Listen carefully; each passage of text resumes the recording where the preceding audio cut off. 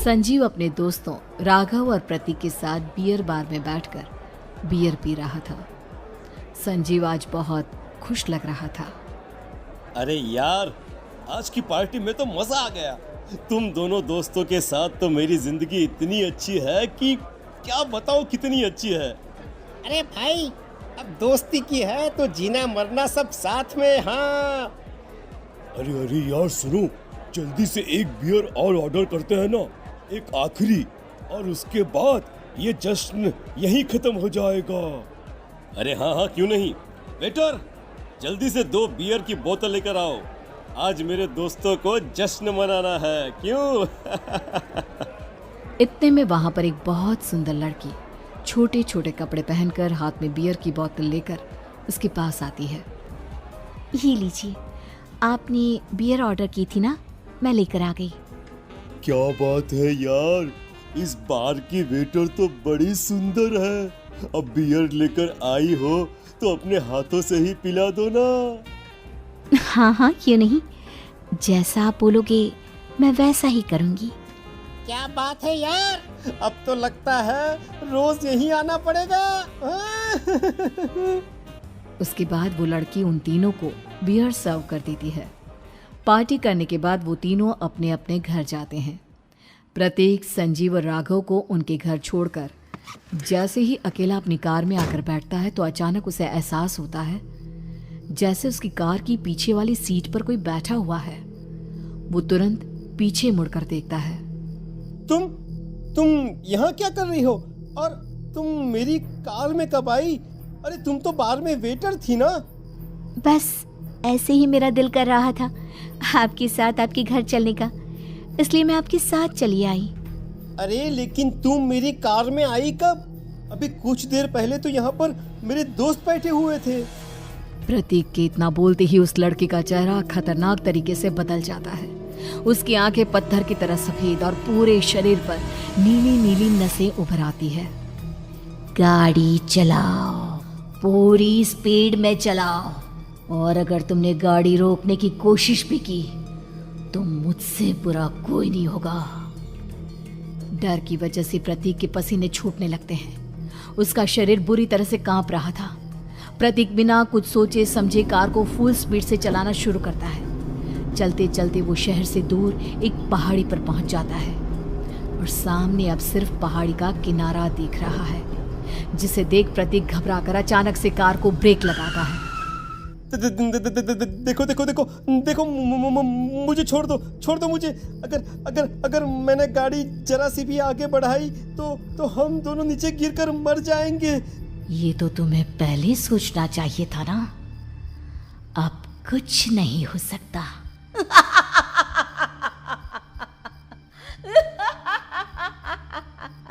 छोड़ दो मुझे। नहीं, प्लीज मुझे छोड़ दो। प्लीज मुझे जाने दो। छोड़ दो मुझे। गाड़ी आगे बढ़ाओ। और तभी अचानक से बिना प्रतीक के स्टार्ट किए उनकी कार आगे बढ़ती है और गहरी खाई में गिर जाती है। उसकी चीखने की आवाजें चारों तरफ सुनाई देती है।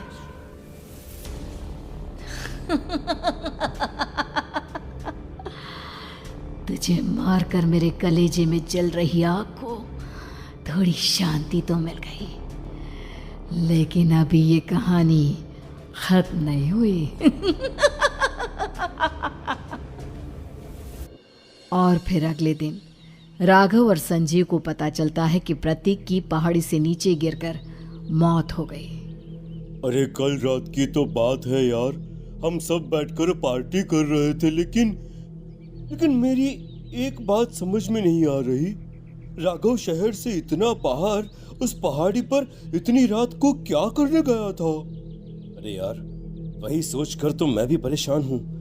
हम दोनों को छोड़ने के बाद तो वो सीधा अपने घर जाने वाला था, और वो आत्महत्या क्यों करेगा भाई?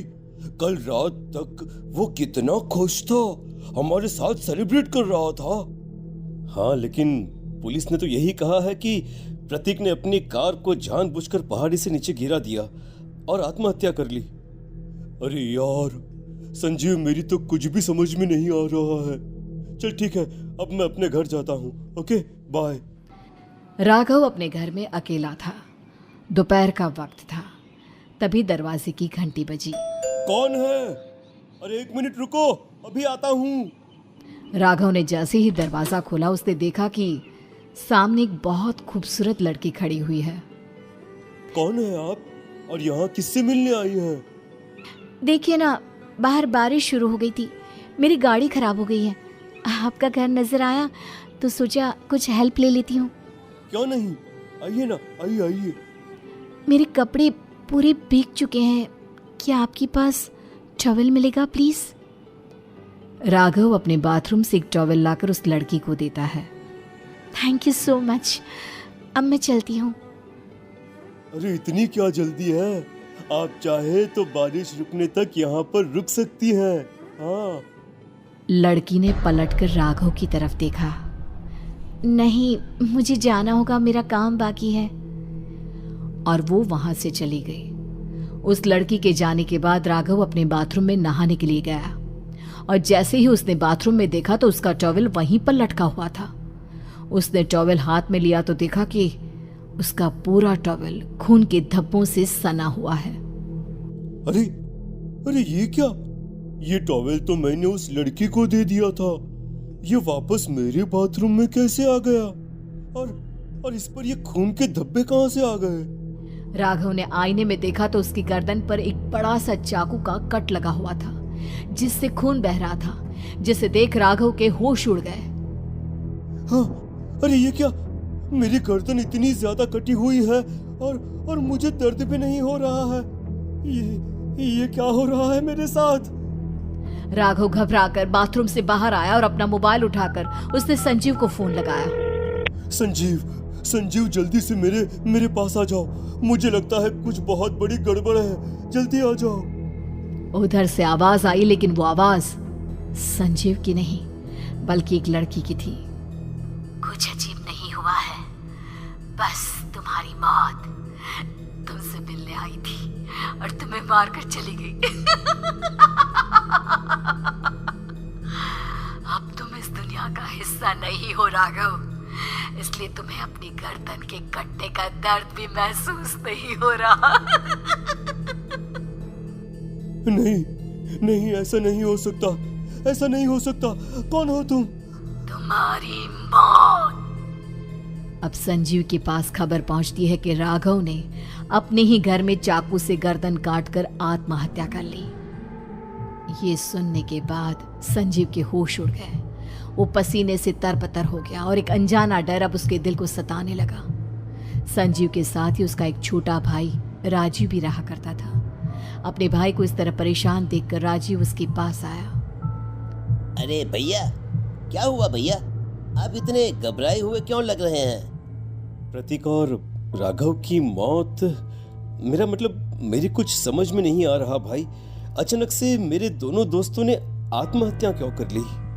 अरे वो तो मेरी भी समझ में नहीं आ रहा है भैया। हाँ, हो सकता है कि कोई परेशानी होगी और इसीलिए उन्होंने ऐसा किया होगा।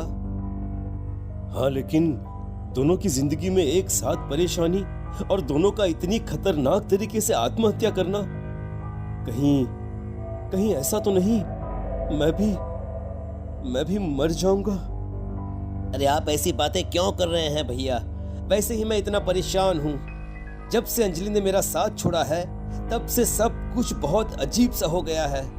रोज रात को डरावने सपने आते हैं। ऐसा लगता है जैसे अंजलि बार बार मेरे सपनों में आकर मुझे डराने की कोशिश करती है। अंजलि का नाम सुनते ही संजीव की आंखें फट गई और उसके गले में आवाज अटक गई। उसके चेहरे पर घबराहट साफ नजर आ रही थी।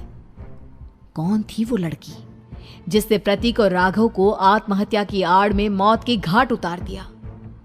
और कौन थी अंजलि जो बार बार राजीव के सपनों में आकर उसे डरा रही थी? अंजलि का नाम सुनकर संजीव इतना घबरा क्यों गया?